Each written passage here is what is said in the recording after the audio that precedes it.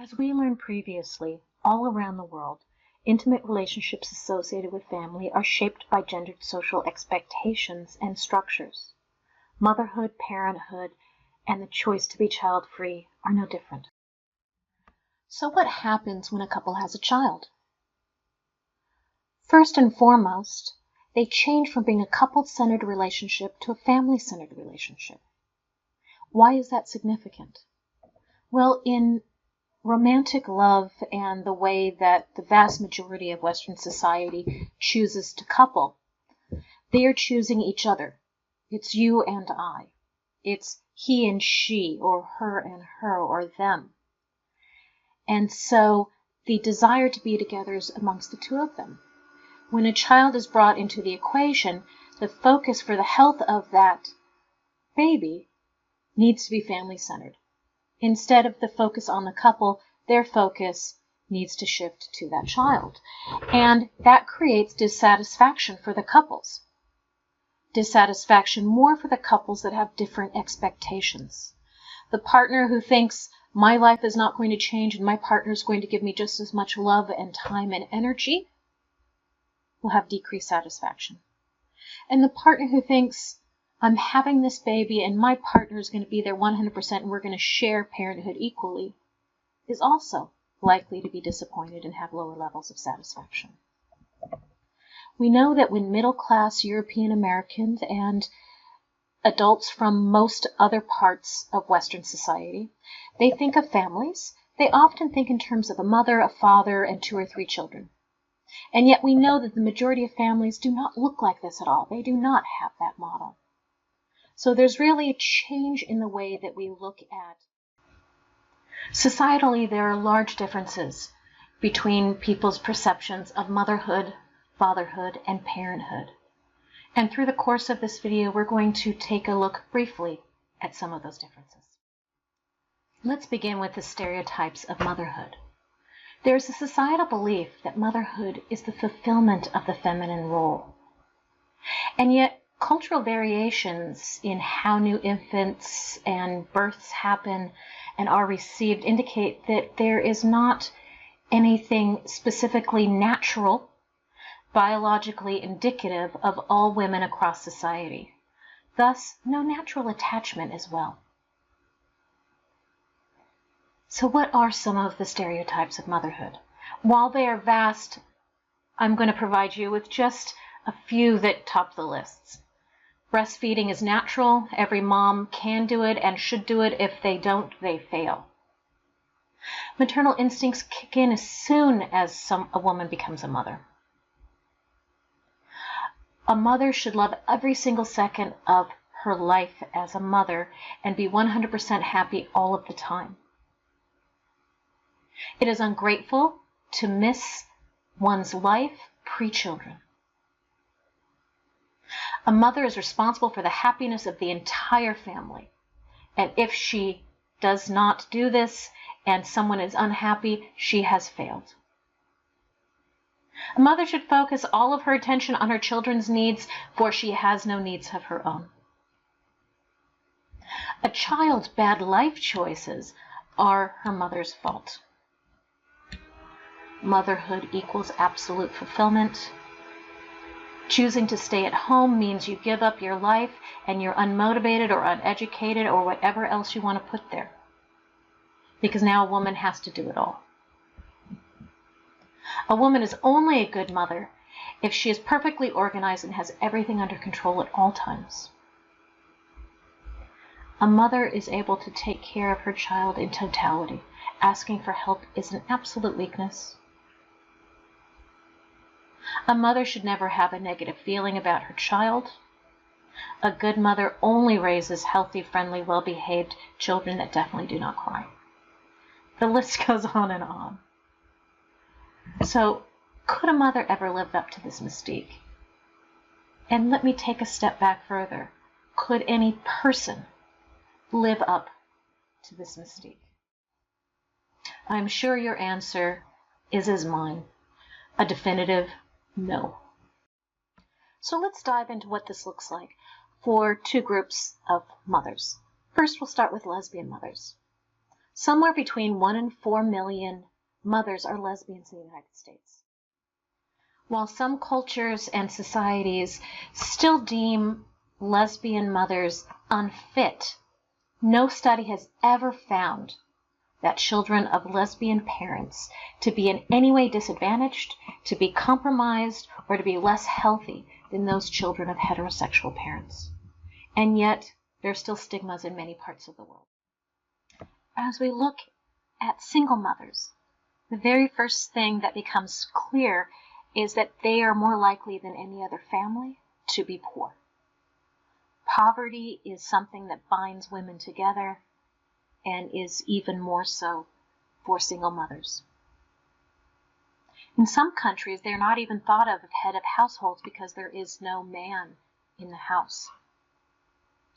While some women choose single motherhood, others may have become single mothers by happenstance, divorce, abandonment, widowhood.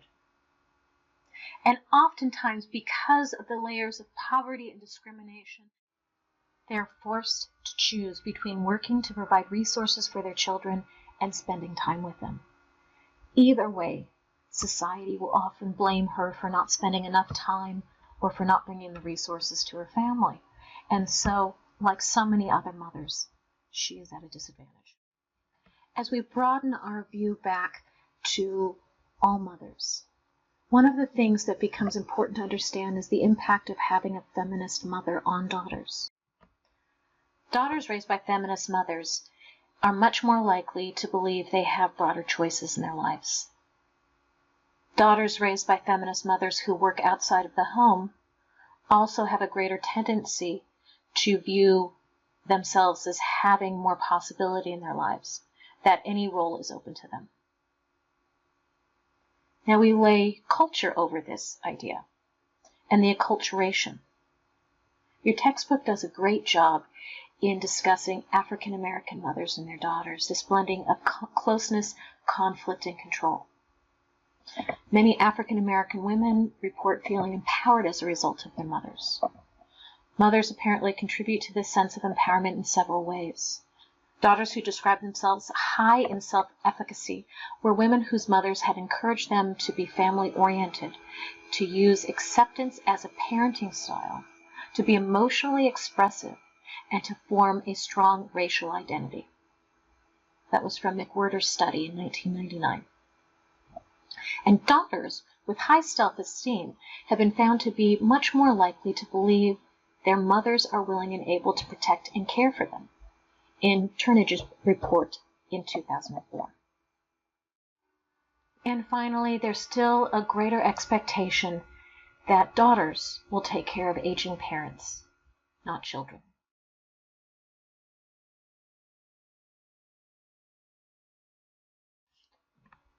A study published 20 years ago revealed one remarkable similarity among countries, whether developed or developing, in the role played by fathers in childcare. They did it, on average, less than 1 hour a day. A 10-country study of the parents of 4-year-olds found that fathers in the United States and Nigeria averaged 0.7 hours a day in solo childcare. That is, looking after the child without anyone else's help.